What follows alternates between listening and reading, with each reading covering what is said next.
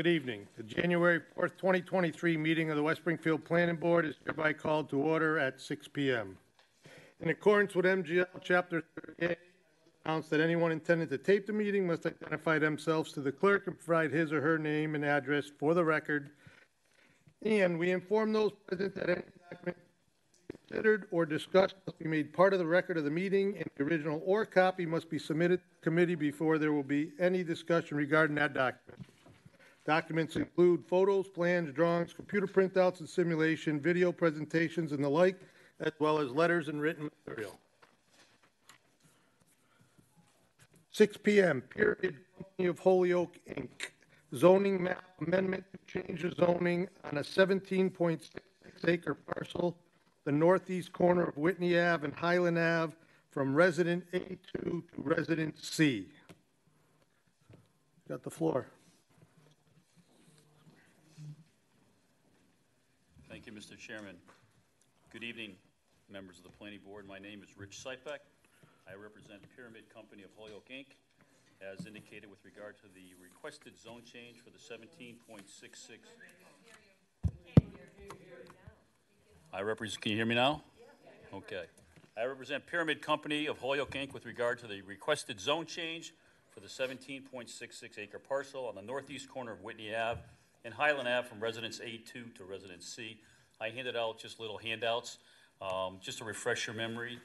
If you recall, we were in front of you on December 15th of 2021. So my presentation is just about exactly the same. I'll just give you some changes made to the overall plans. But what we're here for tonight is, on behalf of Pyramid, to change the parcel, the 17-acre parcel that's been dormant for over 25, 30 years now, to change it to Residence C to allow for high-end apartments to be constructed on the site. I think everyone's familiar with the site. We talked about it before. It's up on at the top of Highland and Whitney Ave. It's next to the Holyoke Mall. It's across the street from Sisters of Providence. And the site basically is undeveloped scrubland and has been that way for, as I said, 25 or 30 years. The proposed use is to create something that West Springfield does not have, that is high-end apartments. Pyramid Company is in agreement with an outside developer. He's on his way here. Hopefully he'll be here. Wayne Zuckerman from Sterling Properties. Attached to the handout that I gave you are just some of the projects that he's developed in the northeast part of the United States. He's done some incredibly beautiful work. His intent is to build 162 units on the max side, and I'll further comment on that a little bit later. We came in front of you a year ago. You saw some of the same renderings that we showed you a year ago, and this board gave a 5-0 recommendation in favor of the zone change, and we just asked that you do the same thing again tonight. Since we were here a year ago, we went to the City Council, and due to the topography and geotechnical studies that were being done, there was not enough information for some of the city councilors to make a vote either way. So it was upon my recommendation, with the City Council's approval, to withdraw the application so we could finish doing the dirt work, as they say. And that's where we are tonight. Some of the comments that we heard a year ago were relative to the layout of the site and some of the uncertainties. So let me speak to that right now. The max side would be 162 units, but in the last 60 days, the developer, Mr. Zuckerman, has engaged Rob Levesque from our Levesque Associates in Westfield, and Rob is out there siting it right now. There is some topography sharp issues on Whitney Ave, and some geotechnical issues. There's going to be some fill that need to be done. And he's indicated to me, but we don't have any preliminary site plans done yet, and we will have them if we come back to the planning board after we go through the City Council.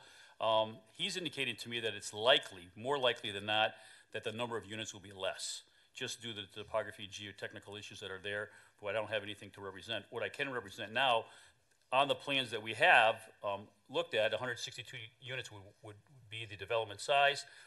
And of those units, 40% of those would be one-bedroom units, 60% would be two-bedroom units.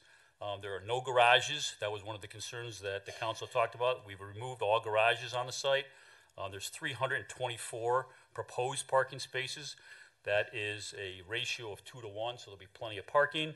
One of the biggest issues that came up with the police chief was a security issue because of the location in the town of West Springfield where it's located. We have since changed the plan to allow for entire perimeter fencing. That is, the entire site will be perimeter fencing.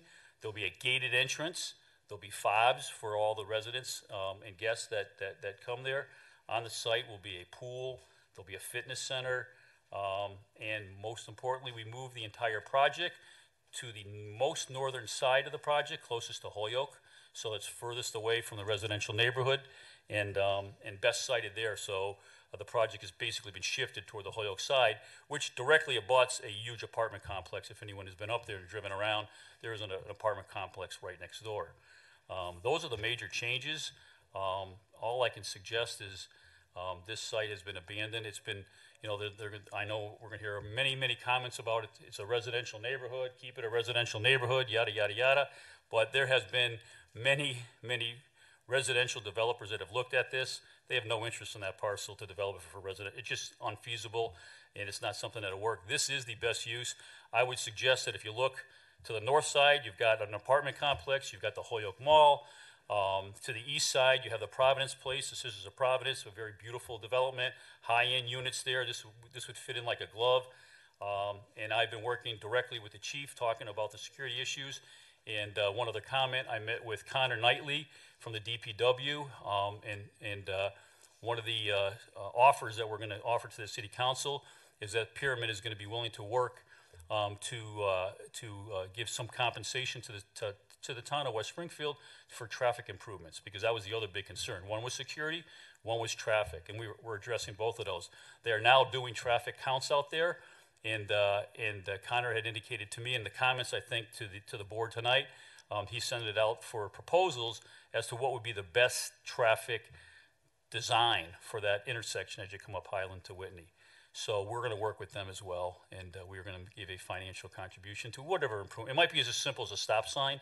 It could be a blinking light, whatever it may be. We're willing to work with the town on that as well.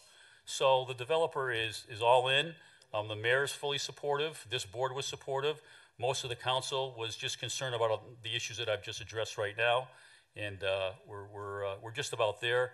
Mr. Levesque, I think by the time we get in front of the city council, we'll have a preliminary site plan with definitive number of units. But it's one of these projects that's not going to exceed. More than likely, it's going to be less number of units. But it's a very high-end project and something that's beautiful. It'll add to the desire of living in West Springfield. That's all I've got. Thank you.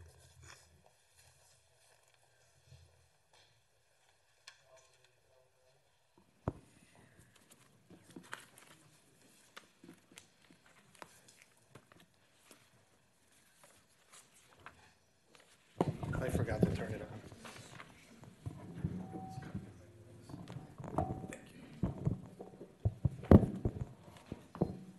So we did get comments from the Public Works and Public Works Water Division, as well as the police. Chief Connor, Police Chief Connor wrote that one of the concerns in the past was traffic at Highland and Whitney Ave. They've spoke with the applicants and agreed to work with the town to develop a traffic pattern that would best suit the area. The town engineer wrote that representatives from Pyramid did visit his office to discuss potential changes to the Whitney Highland intersection and to address some of the concerns that this development would have. And the town engineer is reaching out to some consulting firms for pricing for an engineering proposal for estimated design and construction costs to improve the intersection depending on how this zoning petition goes.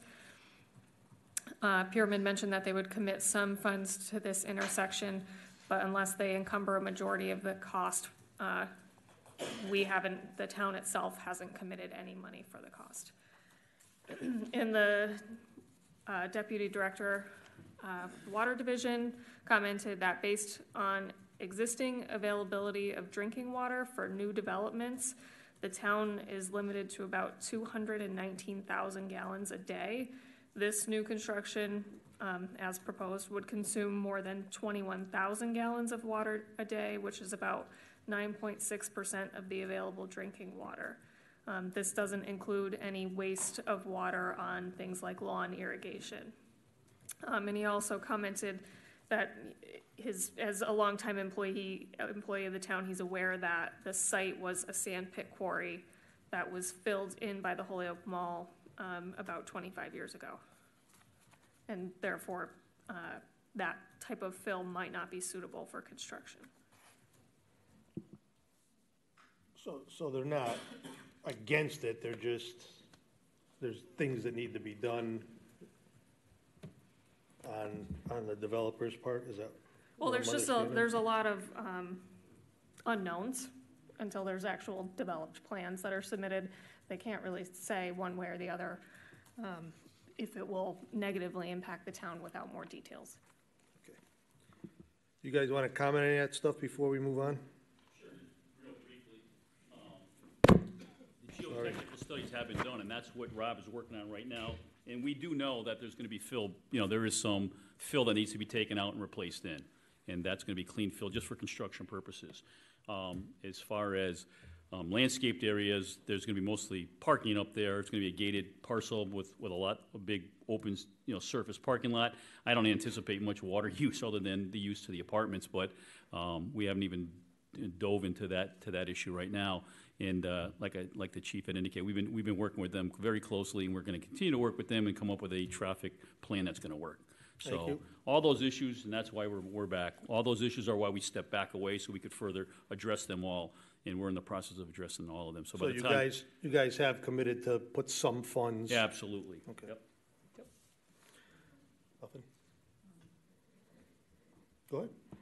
Allison, could I just ask you if you could define the differences between RA2 and RC, what the differences are for the public, please? So Residence A2 only allows for single-family homes. Residence C allows for multifamily. And there are some different development densities in RC based upon the height of the buildings. The taller the building, the higher the density count per acre is allowed to be. Residence C allows a couple of like smaller office types of uses as well, like an insurance office or an accountant. Those lower impact types of offices are permitted in RC. Good. Okay, we're going to open it up to the audience. Just raise your hand and I'll start calling you one at a time and try and keep this as quick and civil as possible. Wow, that was easy. I think you went up first. Come on up. Name and address for the record, please. Christine Bizneri, 17 Highland Lane, West Springfield. I just want to know, he kept referring to the development as high end. What is high end? Did you happen to see any of the pictures or? I have not. So, do you have any? You guys want to start passing that around? That would that'll. You can just hang on to that one. Say that again. Okay, just to be clear, this is only about the zone change. Mm-hmm. So we're not approving any type of physical building. There would be a whole nother review. So in fact, they could get the zone change. And again, we're just a recommending body. So you guys speak, we make a recommendation, it goes to the council. The council then votes yay or nay on the zone change. They could spend all this money, get a zone change, then go ahead and come up with a proposed site plan and development of the building and could get, some pushback then. So then we should expect a couple more meetings? Oh, if this goes forward, oh, yeah. Okay. Okay. Thank you. Yeah. Yeah, and if you, I don't know, did he give you the pictures? Yes. If you could just take a peek and then pass them around so everybody gets a shot to look at them, I'd appreciate it.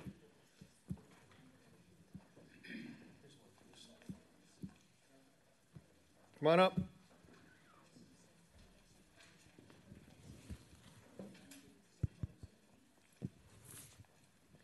Good evening. My name is Bruce Buckley. I live at 118 Bonnie Bray Drive in West Springfield.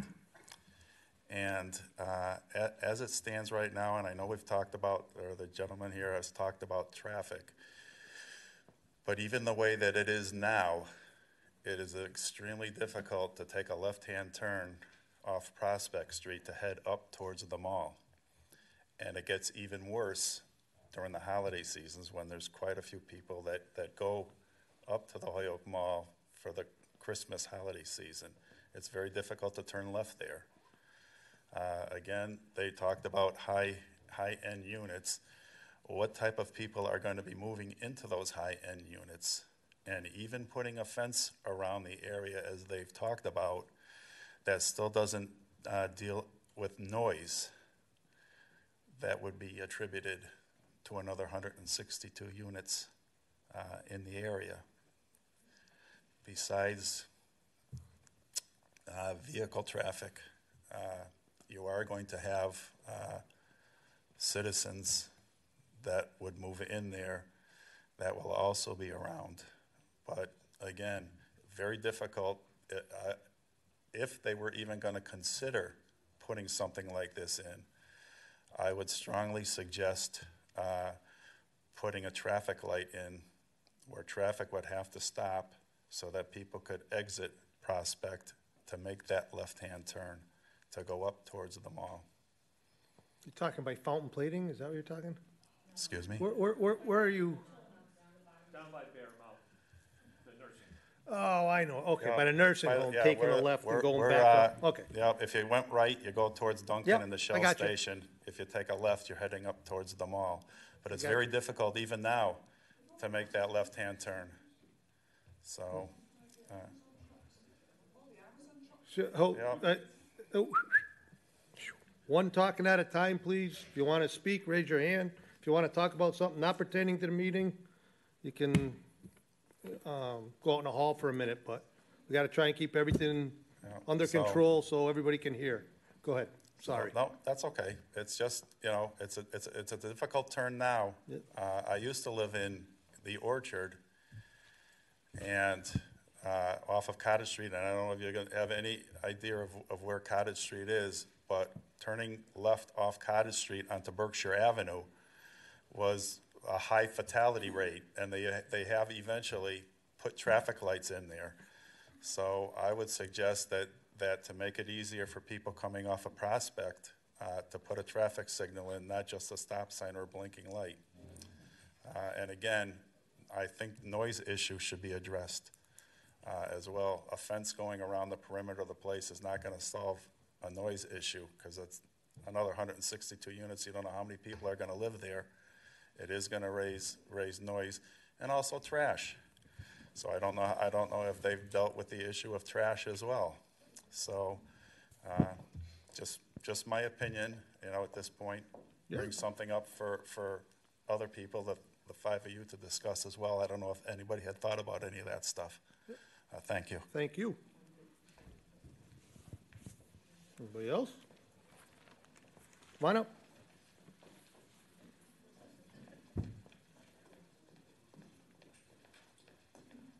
Hi, Deneen Ratusi, 48 Althea Street, and I take the corner constantly on Riverdale, Route 5 going up to Highland, and that's a disaster. So let's not stop worrying about the traffic right there, but let's expand it and take care of it all. I know the state is in charge of that intersection, I believe, right? On Because Riverdale? it's Route 5 going up to Highland, but there's crazy signs there and people think they can turn right without even stopping.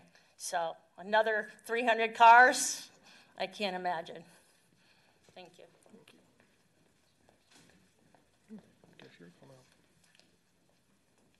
Louise Tokman, I reside at 46 Bonnie Bray Drive in West Springfield, and to add to that gentleman's traffic, when you're going up, taking a left-hand turn, going onto Highland Avenue, going up, I don't know how many times, especially around the holidays, you have people coming down the hill that go across the barrier, the yellow lines, barreling down. I don't know how many times I've seen almost head-on collisions. And as a matter of fact, this past holiday, it happened to me, and I beeped the horn, and the person that was double barreling down only flipped their finger off and beeped back at me. There's got to be more than just blinking light, stoplight, there's gotta be a lot more than that. And as far as high-end, when I think of a high-end complex, I think of a complex where they have apartments with built-in garages, not outdoor garages where you walk out to your parking space. And again, to add, the fencing around the perimeters is not going to help any. That's my thought. Thank you.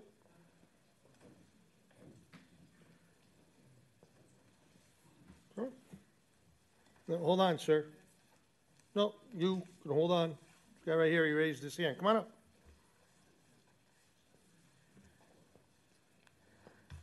Good evening, and thank you for this opportunity to express our opinion on this. I'm John Wozolowski. I'm president of Sisters of Providence Ministry Corporation, the property right across the street, 200 Hillside Avenue. This is an interesting process, having the change requested before any studies are done. All we've seen so far is glossy pictures from other communities that have totally different economic and social structures than what we have here in Western Mass, West Springfield, Holyoke line. And before having studies completed, I am puzzled by why Pyramid Corporation would be so adamant about wanting this change before they pencil out the project to see whether it's economically feasible.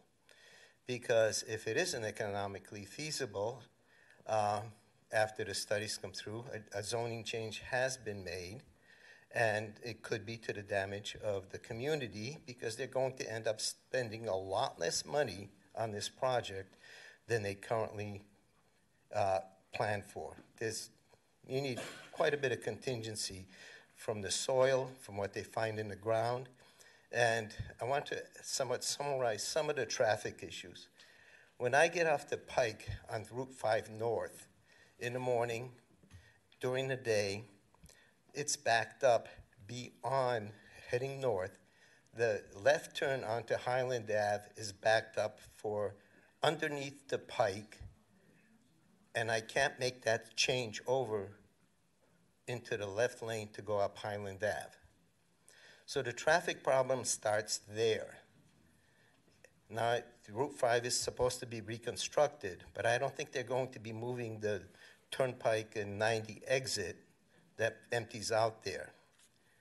So what's going to be done at that traffic light? Then going up Highland and onto Whitney Ave, as some of the individuals have already spoken to that. It's going to take a lot more than a stop sign.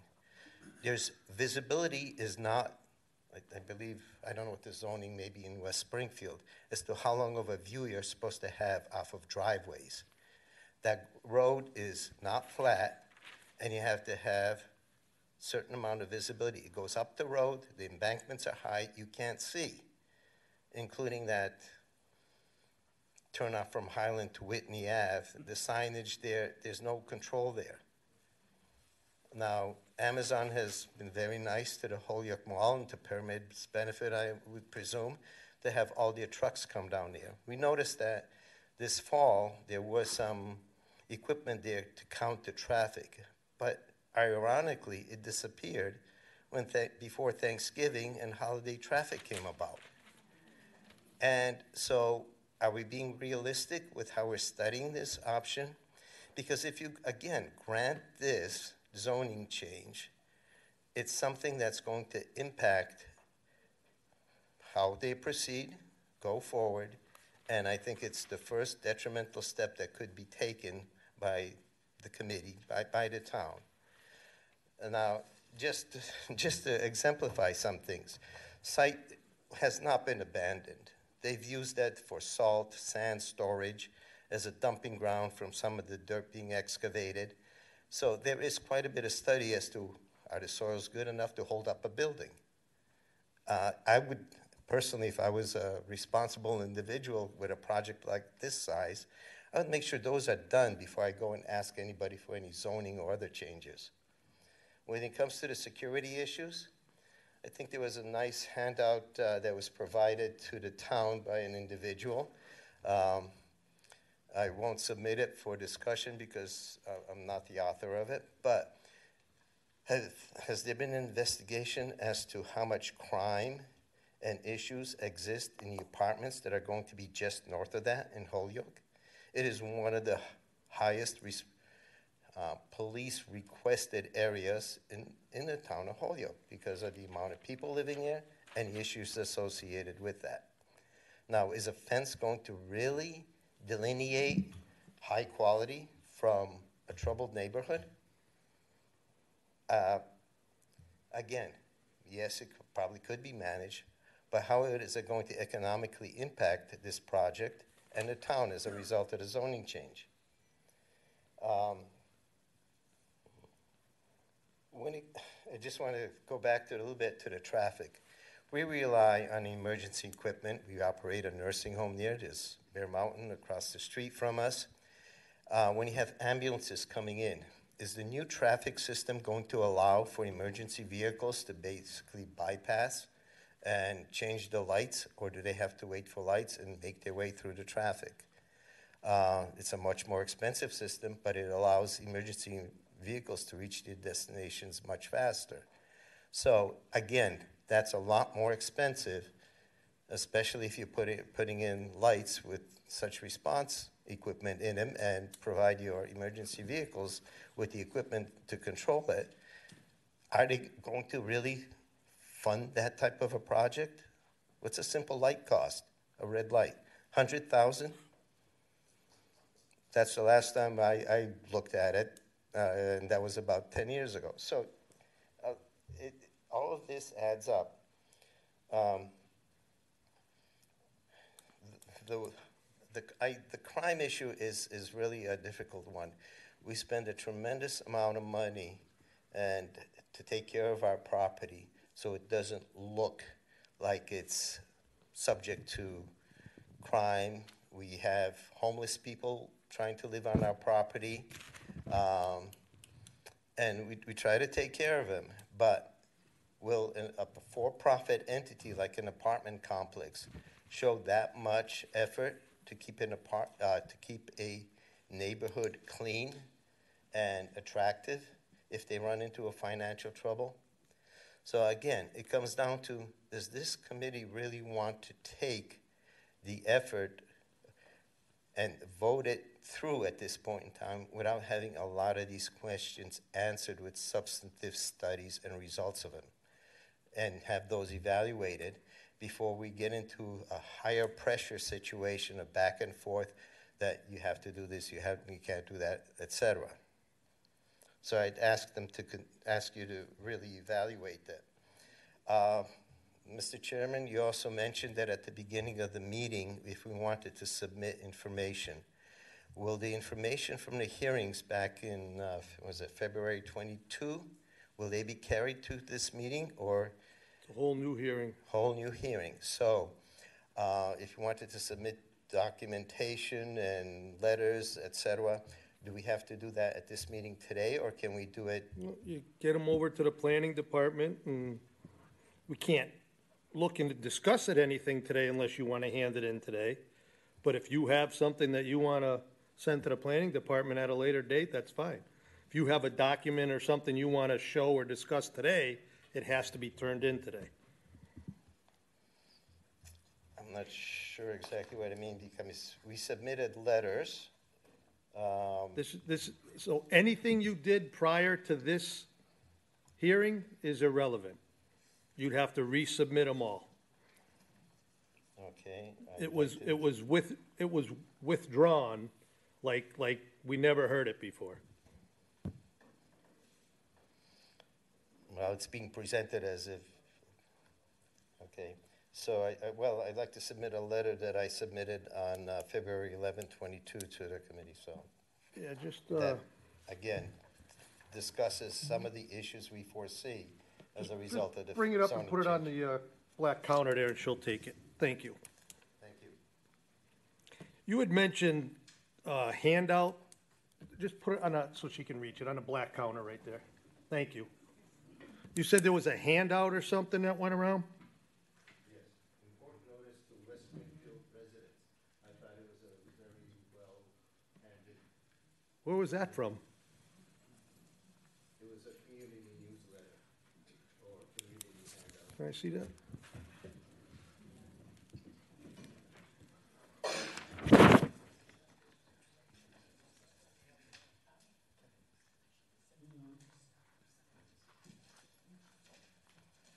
That answers my next question. I couldn't figure out why like the last meeting, there was very little concern, and now all of a sudden we got like standing room only. So there's obviously been some marketing for this project or against the project, however you want to look at it, and that kind of understand. Now it makes sense.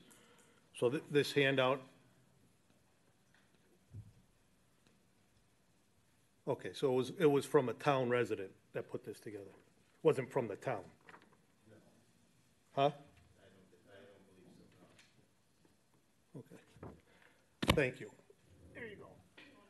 Oh, you guys want to see that? So just a couple comments on some of the things you said, and then we'll move on. So as far as security and all that stuff and you know, more police, well, that's what tax dollars are for, whether it's enough or not, we're not gonna get into that. So basically, you know, when we have property taxes for a house and everything else, there's a portion of that is for town employees, whether it be a police officer, a fireman, a school teacher, whatever. So whatever taxes they end up paying, that money goes towards that. As far as some of the other things you were asking, like doing things before doing this approval, we're not here to decide whether they're making a good business decision or not. If they want to throw money away, if they want to put the cart before the horse or the horse before the cart, unfortunately, that's not something we can change. That's their decision. Typically, this is the way it's done. You know, the first thing is it's got to be zoned properly. So they make a business decision to spend money to see if they can get the zone change, and that's not even near enough to get the project done. That's just the tip of the iceberg. And some of the other stuff you're talking about, like the traffic lights and all that, that becomes very relevant. If this goes forward, when you get into site plan review, and then they have to be traffic studies and engineering, and town's got to agree with it. So, you know, basing the zone change on that stuff, I mean, we got to hear it, but it's hard to, it's not the last shot of it getting knocked down or changed. I don't know if I'm saying that properly, but you can come back up if you're not done. No, hold on a sec. Go ahead.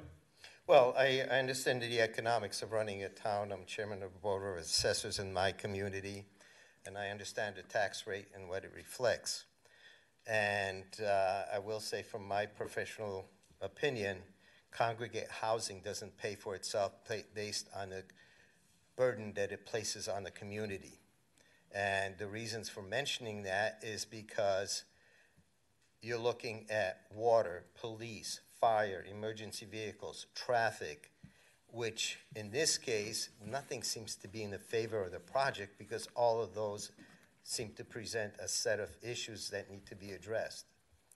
So the perspective of having single-family homes, and they are also taxed, you may not get as much, but you're not going to have that same burden that you do with congregate housing.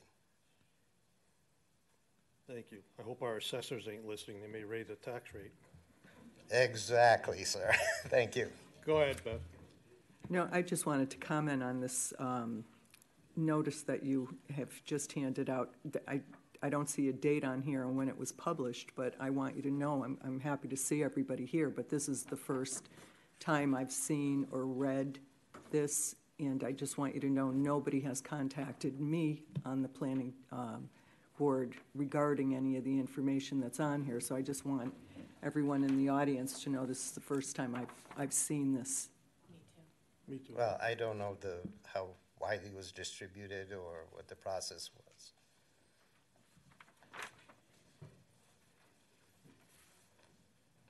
Thank you. Okay. You still want to come, hold on, you still want to come up, sir? come on.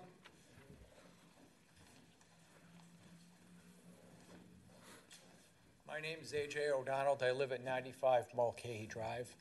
I very much oppose this petition to change the zoning for this area. I listened to your remarks, and I appreciate the explanation you gave to the last gentleman that was here, but I think he was on point. And your response seemed to be a little bit amorphous, and my concern is that you're just going to allow the zoning change without sufficient information. It just seems your decision would just be a little too arbitrary at this point.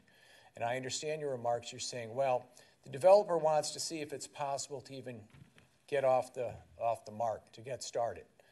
But at the same time, there's a lot of concerns you've heard today. I can tell you, I heard your remarks about, well, if the new property's put in, a portion of the tax dollars will go to the town, and the town will figure out how much goes to the police department, or to the school department, or to our first responders, or to the water department. Well, we don't know what any of that is. We've just been through a tax increase in my neighborhood. We just went through a major project with the water system in my neighborhood. My neighborhood is hit routinely with crime right off Piper Road. We've had cars stolen multiple times in our neighborhood. The police can't keep up with it. You're talking about approval for 160 new families into the town. Well, how much of an increase are we going to have in new policing in this for the school, for the water? We don't know. How much are we going to have for tax dollars from this property to offset that? We don't know. So the decision here you would make seems to me would be entirely arbitrary. You don't have enough information on anything. We don't even know what the project's going to envelop, how far it's going to go.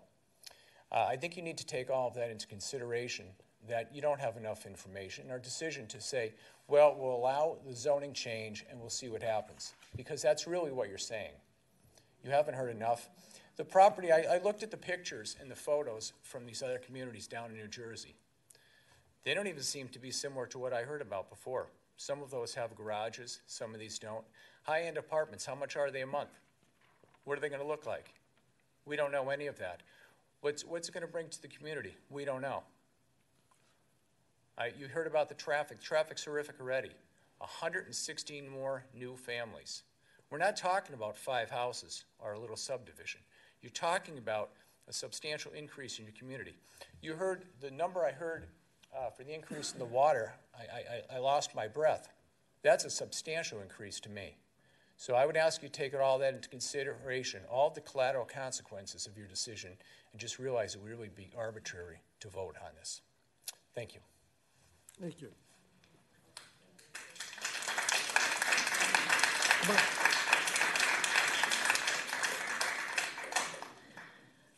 I'm Pam Breglio, 26 Wellfleet Drive. I think I know the answer to this question, but I want you to confirm for me. If they, so if the zone change is granted and the project changes, are there any guarantees that you can hold them to the originally proposed project? There is no proposed project. Okay, so anything can go in there once the zone is changed. It can be low-income housing, it can be anything that fits within the new zone change. Correct. It's got to be approved. Okay. Right, but, so, you know, we're talking about high-end, but it could be something other than high-end. Theoretically, yes. Okay. So I guess my concern is how that would affect schools. I think the idea with high-end is it's going to be upwardly mobile people that don't have children, but that could not necessarily be the case. And one thing that concerns me with West Springfield schools is that we've not kept up with our schools for many years, and we had to spend a lot of money for the middle school and the high school and Coburn. Beyond Coburn, our next youngest school, my husband, who is 69 years old, was the first student in that school. So if we had to build new schools, it would really be a tax burden because we can't guarantee what the project would be, and it could affect the number of people in our schools already. And then lastly, I just want to remind the community, like 30 years ago, there was a requested zone change on Monastery, and the whole neighborhood was against it. The planning board was for it. 2 out of the 3 selectmen were for it. And at that time, there was, it wasn't a town council, it was the, I can't think of Town the- meeting? Town meeting, thank you. So the final vote was about 200 people in town meeting against it and 12 people for it. So I would just encourage the board to really think about what the community members want. And I can remember one town official saying to me, if the neighbors don't want it, I don't want it. And that really meant a lot to me at the time, that we had somebody thinking about what do the neighbors want. So that's it. Thank you. Thank you.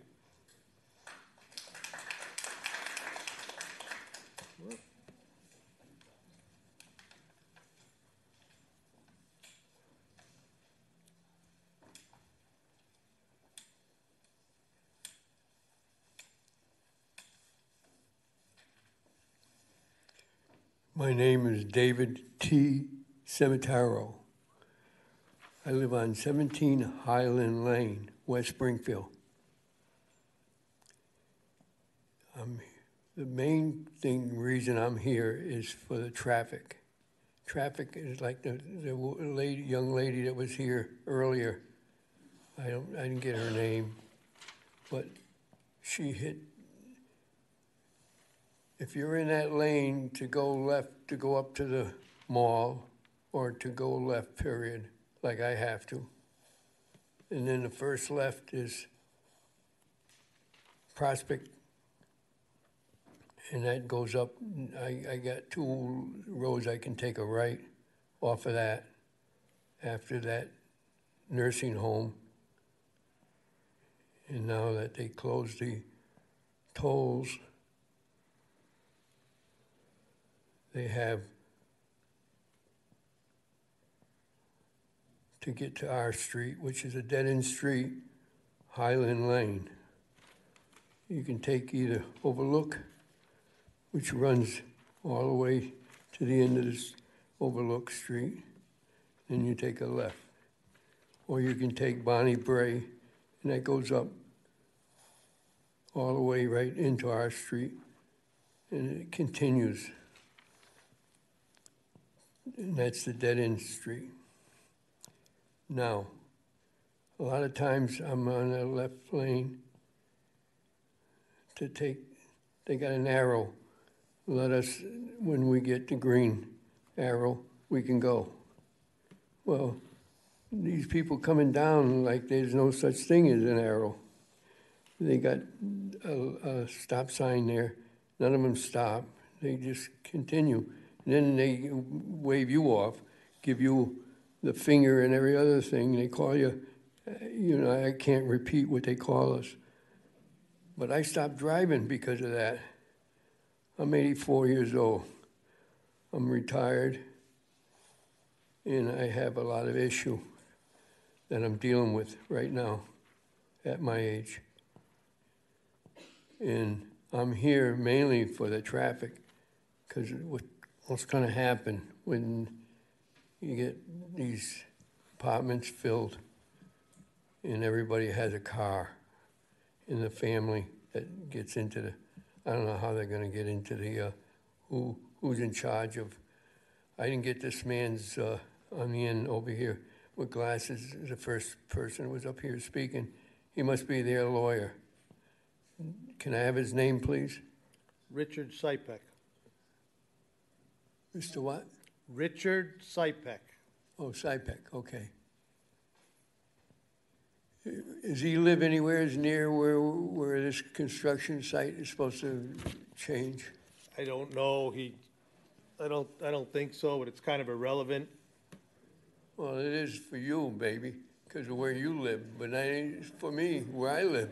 Well, that'd be like saying, let's get the other however many thousand people in town in this room and take a vote. We'd have 50 or 100 against it, and maybe You got more maybe than the you had majority last time for I it. was in So here. it's irrelevant where he lives. Well, Do you have anything else?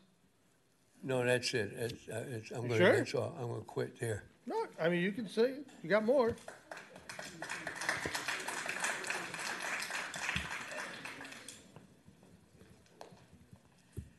Hi, Chairman and the committee.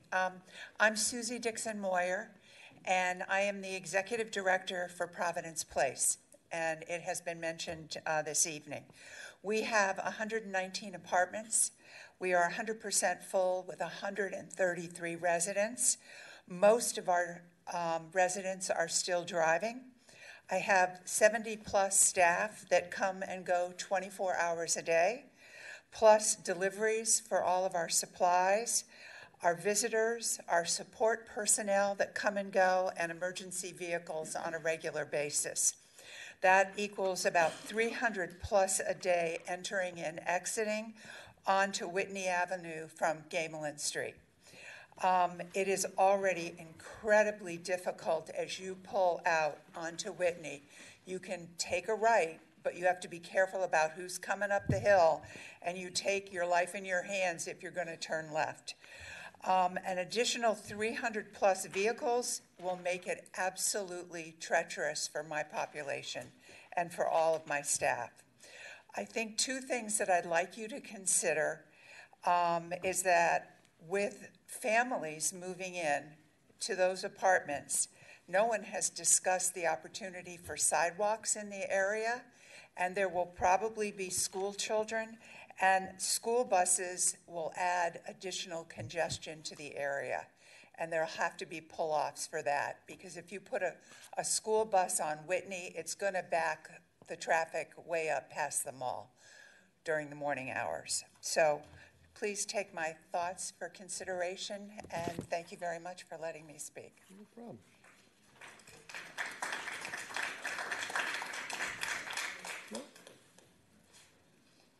Good evening. I'm Patrick Arguin, the administrator at Mary's Meadow, place of business, 12 Gamelin Street. Mary's Meadow is a skilled nursing facility located off the intersections of Whitney and Gamelin. Visitors travel uphill from Riverdale or down from the mall. The crossroad of Whitney and Highland is already very challenging, well-traveled, and offers low visibility of traffic during mostly coming down Highland. We have nearly 100 employees and at times nearly that many visitors in one day. In addition, we have deliveries and emergency vehicles regularly. During holidays, including these past few weeks, traffic has been steady from Riverdale to the mall. Up Whitney, adjacent to the mall, there is also an existing bus stop at the top of the hill with poor pedestrian access down the hill. This is a very large project for a small residential neighborhood that is already feeling overwhelmed with van upon van of Amazon delivery trucks at this time. Thank you. Welcome. All right. For all you guys wondering where all the traffic's coming from, at least we got two people standing up saying they're generating a lot of traffic. We got 400 over there, a couple hundred here. Holy cow. Go ahead, come on up.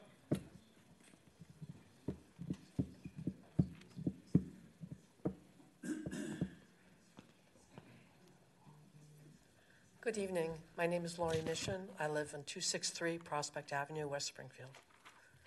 Thank you for allowing me to speak. No problem.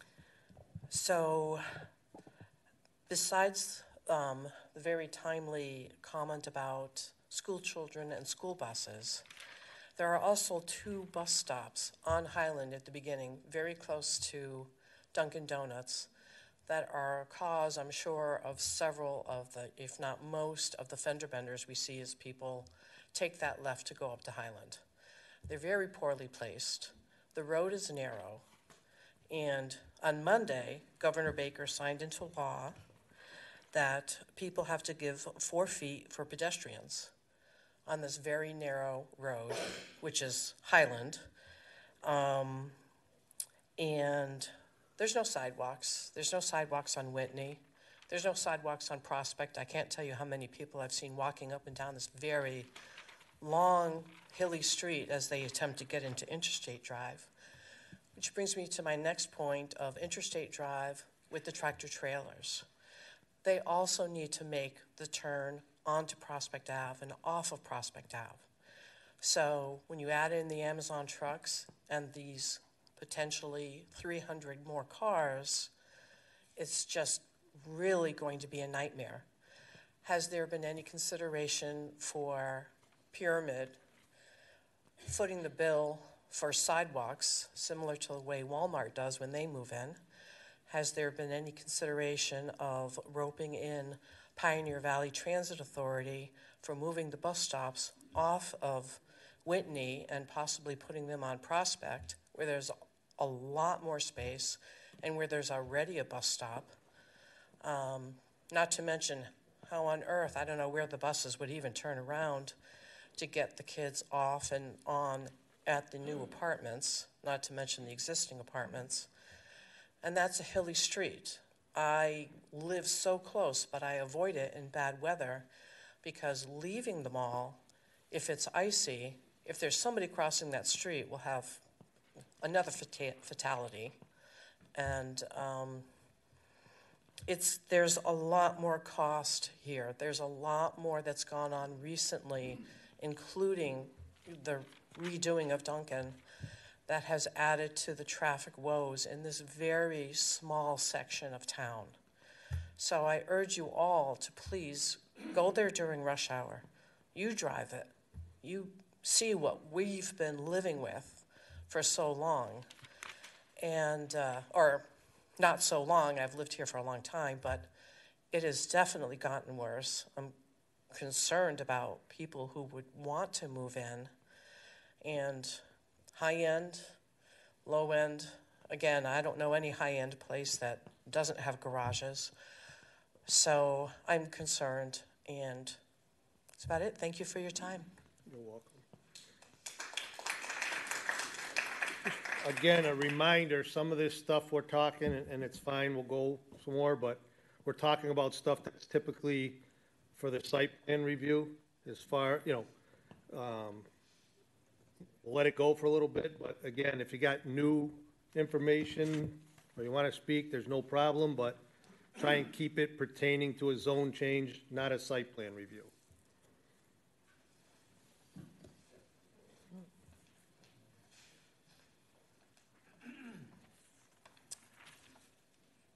Yes, good evening, and thank you for the opportunity to speak this evening. My name is Fred Connor. I'm a resident of Overlook Drive in West Springfield.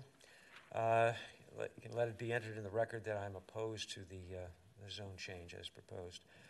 I just have a few remarks. I don't want to be redundant on some of the points that have already been made about traffic that I'm in agreement with. But I will touch on a few things, and I think I come to this issue from more of a global perspective and looking forward to the future. And just referencing Mass General Laws, Chapter 40, which states that the zoning ordinances are to regulate the use of land, buildings, and structures of cities and towns to protect the health, safety, and general welfare of their present and future inhabitants. And it's my view that, and I suspect shared by others here in the room, that the proposed zoning change would not protect, but rather place at risk the health, safety, and general welfare of the present and future inhabitants of our town. And I'll call to attention a few points that I've made. And I'm looking at, beyond the safety issues that have already been mentioned, and the overcrowding in classrooms and the traffic and also and that sort of thing. I'm looking at the criminal aspect, and when you consider that you're adding not condos or single-family residents, but apartment dwellings that they're not owner-occupied, but are occupied by people who are typically have no pride of ownership. They are transient population in many cases. And you add in the risk of drug and human trafficking, prostitution, and other serious crimes attendant with subsidized housing. This is a concern, and it's a concern going forward. And it should be no secret that we are presently witnessing an avalanche of migration across our southern border right now. The lifting of Title 42 will create an unstoppable tsunami of migrants. Communities across Massachusetts and other states are right now waving them in as government looks for places to house them and provide for their support. It would not be an exaggeration for me to suggest that, right now every town in America is a border town. Pyramid has touted their planned development as luxury apartments. And some sterling property apartment reviews that I've been able to find at random on the internet for Riva and I think Vestry. There was another one out in New Jersey that I found interesting. They were the residents there paint a different picture. I mean, just to share some comments that I just pulled off the internet. I mean, this woman moved into a New Jersey sterling property, and she says that I moved in August 2020, noticed that there's some unpleasant surprises about the property. The gym was closed 2 months with no amenity fee or reimbursement. The amenities closed at 7 p.m. And let's see, the apartment appliances and paint on the walls are cheap. Our cabinet door in the bathroom suddenly came off. The paint off the walls, the paint on the walls are easily damaged with one touch. And our shower faucet broke while I was taking a shower. The bedroom door constantly became loose and squeaky. There isn't enough guest parking. The elevators are always broke. You have to walk through the garage to get out the building. You have to pay an extra amenity fee for the business center, non-soundproof private rooms, and the amenity fee can be added at any time but not removed, and so forth and so on. So, I mean, that's just one at random that I put off the internet. But, you know, the other thing that I noticed from the minutes of previous meetings is that Pyramid referenced a study a year ago that predicted that people will be working from home for the next 10 or 15 years, touting the project as one for, you know, attracting young professionals. And I've seen studies since that suggest the opposite, that actually people will be working less from home because their employers have found that they're less productive at home, and that the trend seems to be for employers to move them back into the office to boost productivity. I have some friends on Highland Avenue and some classmates actually, and they have problems with vagrants, you know, on their property. I hear tell that there was one breaking and entering incident on Highland Avenue up there where the road terminates at the top of the hill. I can point to the Hillcrest Arms Apartments, the most visited address by police in town. It's a site of a 2017 murder and subsequent machete attack, prostitution, drugs, and rodents. And that's so well documented, and the police will back me up on that.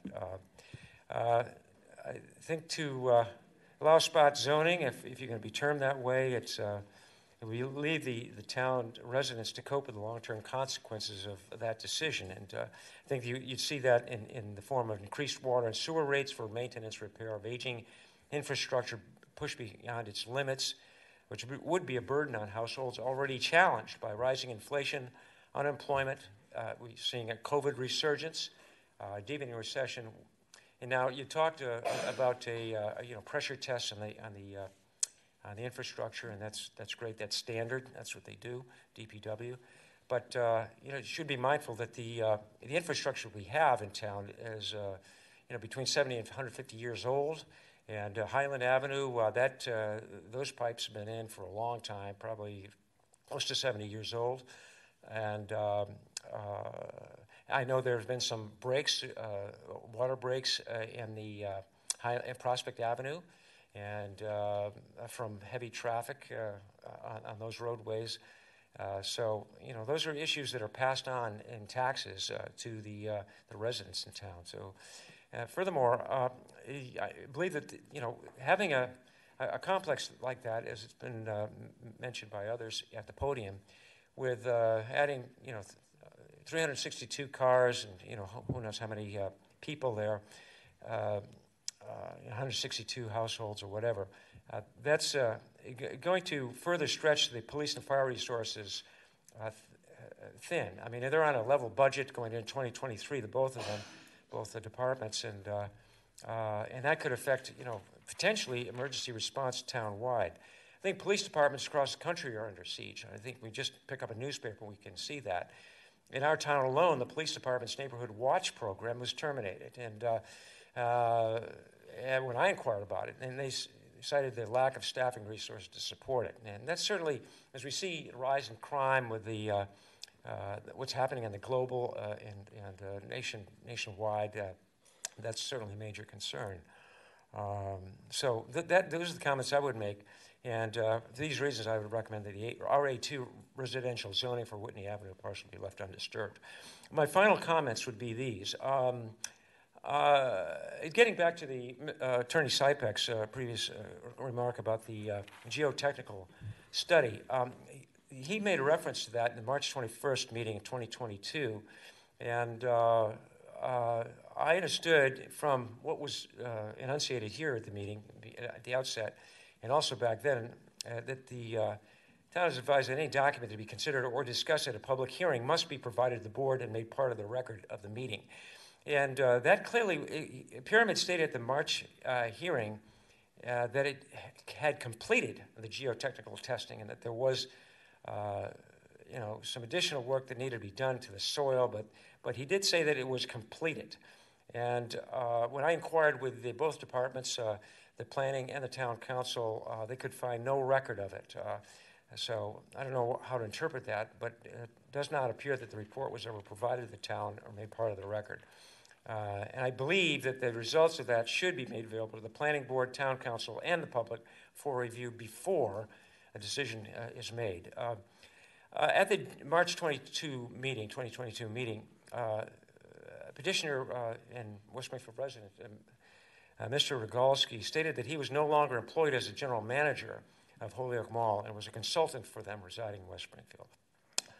Despite that admission, the current site plan lists him as a general manager at 50 Holyoke Street, which is the address of Holyoke Mall. So I found that curious. The second thing I noticed is that the zoning amendment application requires, and it states this clearly, that the original signatures of the petitioners be submitted for certification by the town clerk. What I observed was submitted was not an original, but a copy of these signatures submitted with a 2021 application. So I don't know if anybody picked up on that, but it was very clear, and you don't have to be a forensic handwriting specialist to recognize that. So I invite you to check out the record, and that's all I have for remarks, but thank you for your time. Thank you.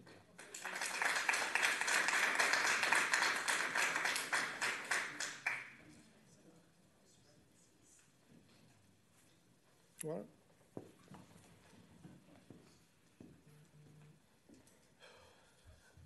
Thank you, Mr. Chairman, and thank you to the Planning Board. Bill Rogalski, 71 Apricot Hill Lane, West Springfield, Massachusetts. So I'll speak in general terms because I do know why we're here. It's just for a recommendation of a potential zone change. That will fall on the City Council, so I won't get into. I want to address a lot of the comments here. Specifically, first comment I will address, I am the former GM of the Holyoke Mall. Anybody can go back and check. I retired on June 30th, 2021. So the fact that my name might appear on something is erroneous. But there's a couple other things, just a few misconceptions that I really want to address, and some factual information. The target for these luxury apartments, they're 1 and 2 bedrooms, targeting young professionals and also retirees such as myself. I've been a homeowner in West Springfield since 1987. I grew up here, went to West Springfield Public Schools. I'm 65 years old. Nothing would make me happier than to be able to sell my home and go live in a quality residence without having to worry about expenses and property upkeep. So, it's not just young professionals. It's going to be retirees. And certainly, we talk about high-end. It is high-end luxury. We're talking balconies, washer, dryers, dishwashers, central air conditioning. And I would point out that our potential prospective neighbors across the street, Providence Place, which sits in Holyoke, is also a high-end facility. So, there's the fact that it works. I can also point to Devonshire Place, which is a mile away in Holyoke, surrounded by retail, residential, a nursing home, low-income housing, and a school. That property has flourished since the late 1980s. It's 180 units, 2-story mid-size units, 1 and 2 bedroom units. As of looking yesterday on the website, they have 3 vacancies out of 180 units. There is a demand, and people are looking for that. A couple of the other things. All Pyramid is doing here is selling the property to Sterling. Sterling will be the developer. We are assisting in ways to try and shepherd this through. We are offering support. As Rich said, we've offered to the town that we'd participate in a traffic solution. I would certainly welcome some participation from the folks at Providence Place to join us in taking care of mitigating some of those traffic issues. As you can see, they're a major contributor to what's going on at that interchange. The site plan that we presented you pushes the entrance driveway all the way up to the northern portion of the property, up towards the Valley View Apartments on the Holyoke line, which will improve the sight lines. It's not as close to the corner as the Gamelin Street entrance and exit. As far as the geotech, that work is done. As Rich said, we've done that. There will be some scrape and fill, absolutely, but we've worked with an engineer in Syracuse to work out that the property, that the design we presented can be sited on that property. As Rich said, it's a not to exceed. More than likely, it's probably going to skinny up a little bit and be less units. So we have penciled out the project. We're just not throwing money, cautiously into the wind. It's been thoroughly researched, and we've done the research on the engineering side. Sterling has done the research on the housing side, and the market will support it, and they believe that they'll fill those units. So again, it's not willy-nilly, let's go spend some money. The one thing I wanted to address as far as low-income housing, this is our second pass at this. We're committed to this. Sterling is committed to this. If we wanted low-income housing, Pyramid could go out and source a 40B housing developer right now, and I wouldn't be standing here. Nobody would be in this room. Because if we went 40B, we wouldn't have to get it rezoned. We could get the project built. So let's be perfectly clear about that. Everybody needs to understand that. As far as single-family residential housing, I've worked with Billy Burke. I've worked with Joe Kelly. Those were my first two calls when I was working for Pyramid when I went to sell the property. There is this much interest in putting single-family residential homes up there. Zero. And believe you me, we tried. That was our first choice to go down that road. And there is absolutely no interest. I've just, the other one thing noted here, well, a couple other things. As far as the review on the Sterling property down in New Jersey, pick a business, any business. I can go on Yelp. I can go on whatever I want. I can find a negative review. If you look at the cover page, Sterling Properties has 20 award-winning properties in Connecticut, New Jersey, Pennsylvania, and New York. This would be their first one in Massachusetts. They're not new to the game. They're a quality developer. And last but not least, I will address the issue of spot zoning. Rich was thorough on that issue. The first time through the city council, we cleared that hurdle. It's been determined this is not spot zoning. So again, I can speak to more specifics, but I'd like to keep it general at this point. And I think once we get down, and certainly, if this passes, if it gets through to city council, and we're in a site plan review, we'll be standing here with the geotech report. And everybody will have a look at it and say, you can or you can't. We have engineers that tell us we can. So that's really all I have to say today, and I thank the board for giving us the time. Thank you.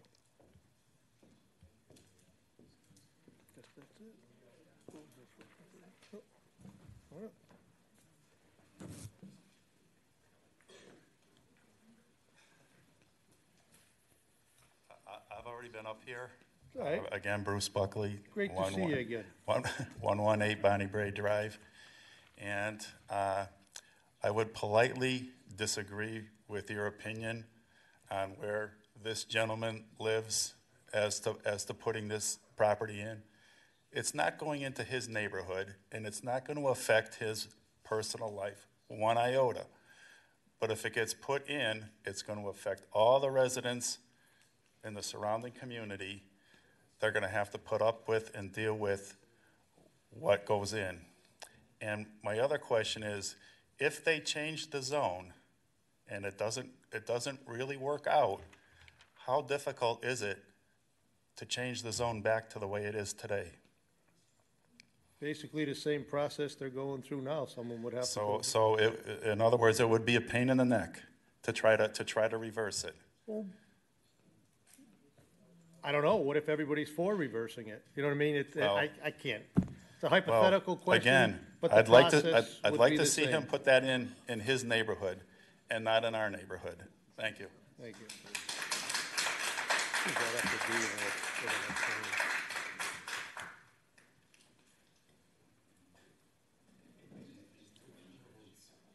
So just to clarify, the gentleman was talking about the attorney, not Mr. Rogowski.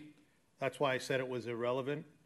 So I know you disagreed with me, but I don't see any relevance on where the attorney lives based on the project.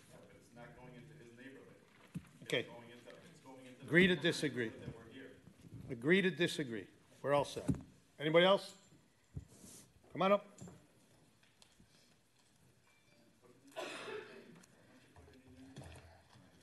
Hey, yo, please.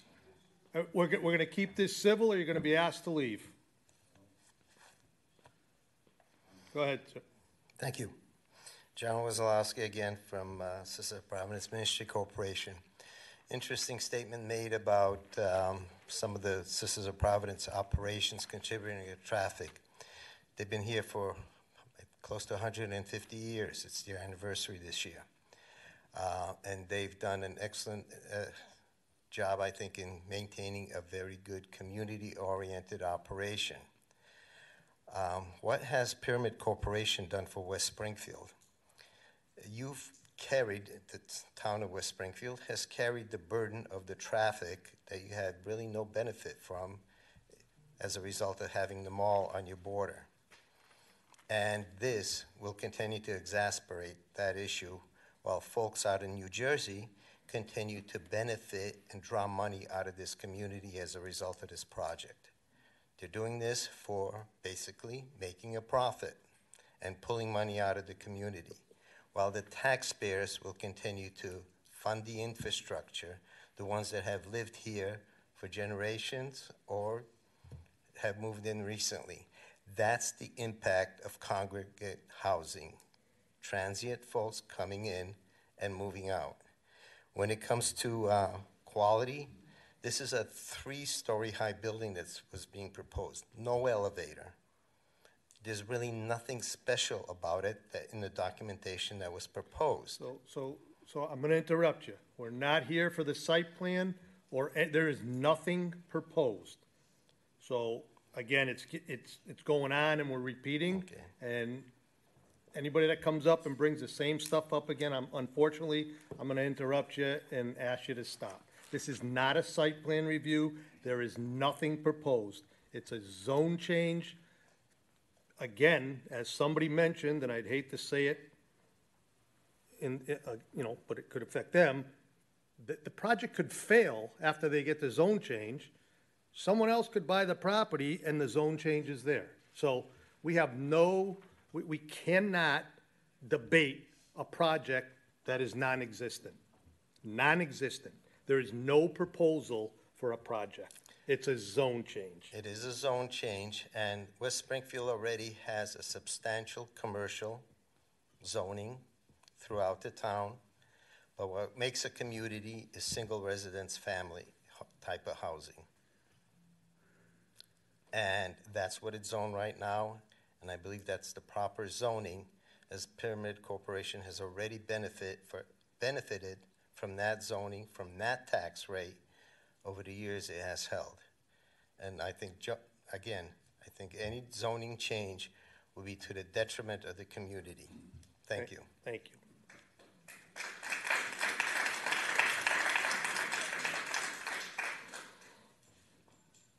Close it. You guys got anything?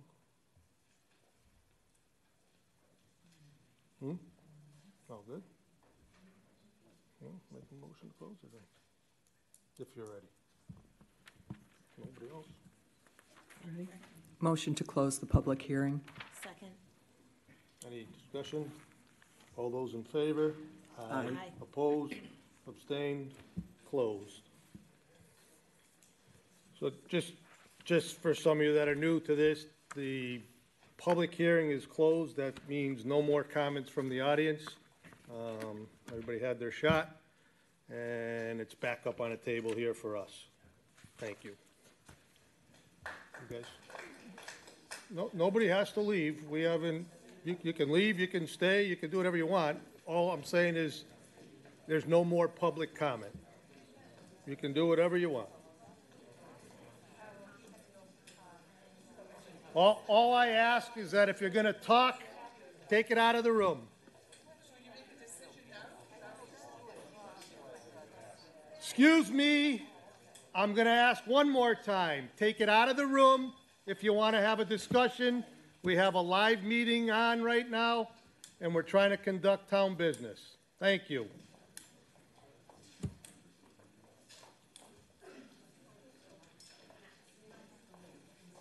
You got to take a seat.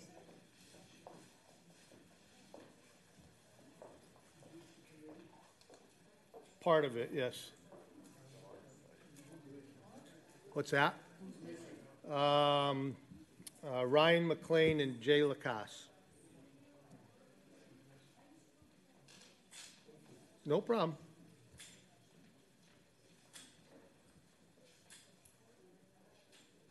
Can we shut that door?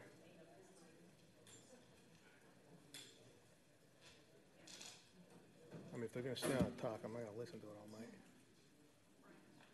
Rob will close it. Thank you. Okay. Phew. Up here, you guys got anything? Bev, any questions? I mean, I don't think we can't take a recess, right?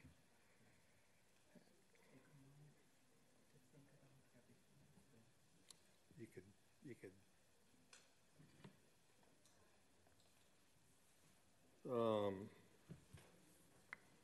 The other option is you're really sure you can. I mean, you can table it or continue it, but that's.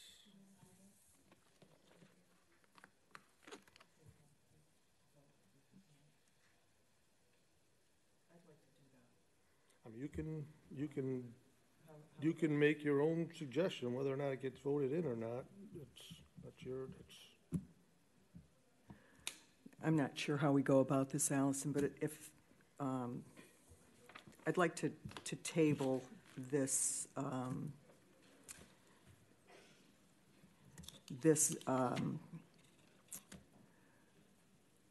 motion for this evening. I'd really like a little bit more time to think about everything that's been said this evening. And so if it meets with everyone's approval, and I'm going to apologize, but I would really like to take some time and think about the impact that a zone change would create on the community. And I think so. So just before you make the motion, we'll have a little discussion. The issue that comes up is I'm gone. There's vacations coming up, and there isn't enough members to move this forward after the fact. You make your motion how you want, but if you continue this, and I'm not back until middle of March, nothing can be done because there's only two of you at that point. Yeah. I'm only going to ask you again. I know. Keep your comments to yourself, please.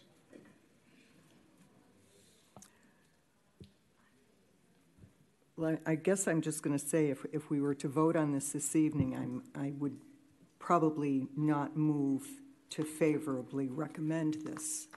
So I'd like some time to be able to think about that. You want to try doing a recess? We can. I'm okay with 5-10 minute recess if that's what you want to do. If you need Whatever recess, you're comfortable that's with. fine. No, I don't think I need a recess. I think I need time to really take this all in. So I'd like to make a motion to table this to a further date. Can I ask a question? I know you already made the motion. Well, if you could second, then we'll go into discussion. The motion needs to include date and time certain, so a specific date and time. When's, So the next meeting is the 18th. I'll be here. I don't have your schedule. I'll be here. I will be too. I'll be here. So the public hearing will be closed on the 18th. The public It'll just be hearing's for the board to closed. discuss. It'll be for us to discuss at the next meeting and make a vote on it. Okay, I'll second that. You have the date, Discussion, right, 'cause Allison? I have a question. January 18th at 6 PM. Okay. Any discussion? Yes. So when we come back on January 18th, it would just be the three of us voting? Yes. Okay. That it?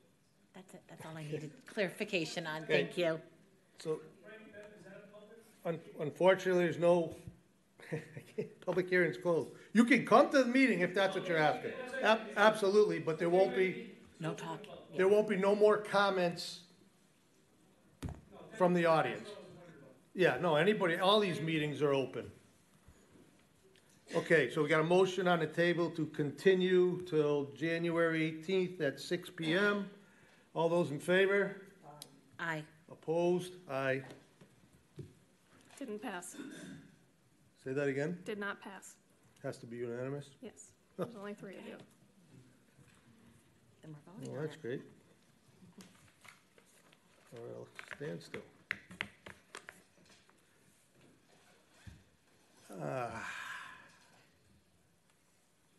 I can ask the petitioner a question, right?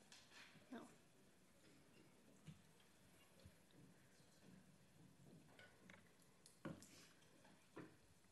Make the motion. You can make another motion.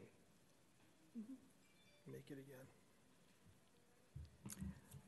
I'd like to make a motion to table the discussion on the zone change to January 18th at 6 PM. Second. Any discussion? Yes, just to clarify, I am gonna go and change my vote to the second motion to be in favor so that we have an opportunity to do this again instead of making it happen tonight. So, all those in favor? Aye. Opposed? Continued to January 18th at 6 PM. And again, it's a public hearing. You guys are all more than welcome to come. Just unfortunately, the next time public input would be taken would be at a city council meeting. And to be clear, we're only a recommending body. We could recommend no, and the council could pass it anyways.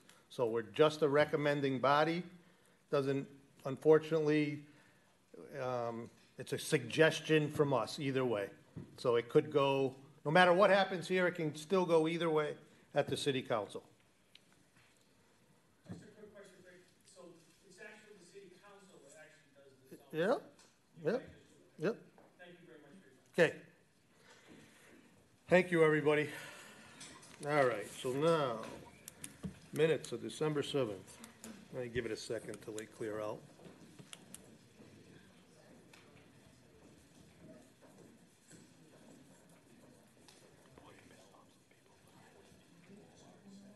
I did.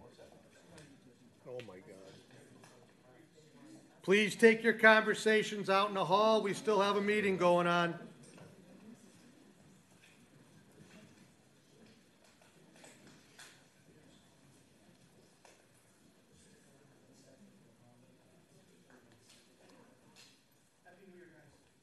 Thank you, you too. Yep.